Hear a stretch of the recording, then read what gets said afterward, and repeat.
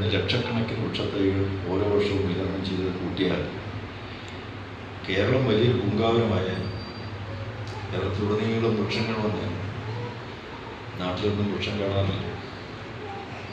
ഈ വെച്ചതൊക്കെ എവിടെ പോയി? അപ്പോൾ വെക്കുന്ന എന്ന് പറയുന്നതിനോട് മാത്രം ഒരു പേര് കിട്ടുക, ഒരു ചടങ്ങ് നടത്തുക എന്നുള്ളത് മാത്രമായി പരിണമിക്കുകയാണ്. ഇതൊരു ചടങ്ങല്ല, ഇത് പേര് കിട്ടാനുള്ള യാന്ത്രികമായി നടത്തുന്ന ഒരു പരിപാടിയല്ല.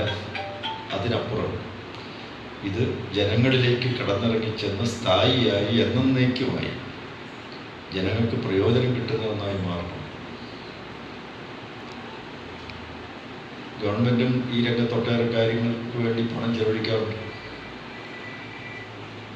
ഞാൻ ഈ അടുത്ത കാലത്ത് പത്തനംതിട്ട ചെന്നപ്പോൾ ഒരു വലിയ കെട്ടിടം പണിതിരിക്കുന്നതാണ്. അതിൻ്റെ അടിയിൽ എഴുതിയിരിക്കുന്നു സുനാമി ദുരിതാശ്വാസ പ്രവർത്തനത്തിൻ്റെ ഭാഗമായി പണിതത്. പത്തനംതിട്ടയും സുനാമിയായിട്ട് എന്താ? അപ്പോൾ സുനാമി ദുരിതം അനുഭവിക്കുന്നവർക്ക് വേണ്ടി നീക്കി വച്ചിരുന്ന തുക അത് മറ്റു ചില കാര്യങ്ങൾക്ക് വേണ്ടി വിനിയോഗിക്കണം.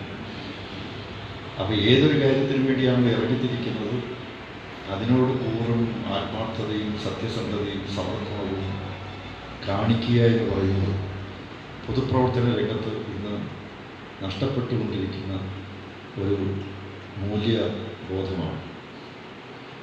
മൂല്യബോധമാണ് നമ്മളെ നയിക്കേണ്ടത്. എന്ത് വന്നു കഴിഞ്ഞാലും ഏറ്റെടുക്കുന്ന കാര്യം ആത്മാർത്ഥതയോടുകൂടി യാതൊരുവിധ സ്വാർത്ഥ നേട്ടങ്ങൾക്കും വേണ്ടിയല്ല, മറ്റുള്ളവർക്ക് വേണ്ടിയാണ്, ജനങ്ങൾക്ക് വേണ്ടിയാണ് എന്ന ചിന്ത നമ്മെ എപ്പോഴും അലട്ടിക്കൊണ്ടിരുന്നുവെങ്കിൽ മാത്രമേ ആ ഏറ്റെടുക്കുന്ന പ്രവർത്തനത്തോട് ആത്മാർത്ഥത കാട്ടാൻ പറ്റുകയുള്ളൂ. അതിനപ്പുറത്ത് വേറെ എന്തെങ്കിലും താല്പര്യങ്ങൾ വന്നാൽ അതിൻ്റെ ഉദ്ദേശ ലക്ഷ്യങ്ങൾ നഷ്ടപ്പെടും. അതുകൊണ്ട് എത്തിക്കേണ്ട ലക്ഷ്യം ഏതാണോ അത് നമുക്ക് ഇല്ലാതെ പോകും. അതുകൊണ്ട് ഏറ്റെടുക്കുന്ന കാര്യം ആത്മാർത്ഥമായി സത്യസന്ധമായി എല്ലാവരുടെയും സഹായ സഹകരണത്തോടുകൂടി വിജയിപ്പിക്കുക എന്നുള്ളതാണ്.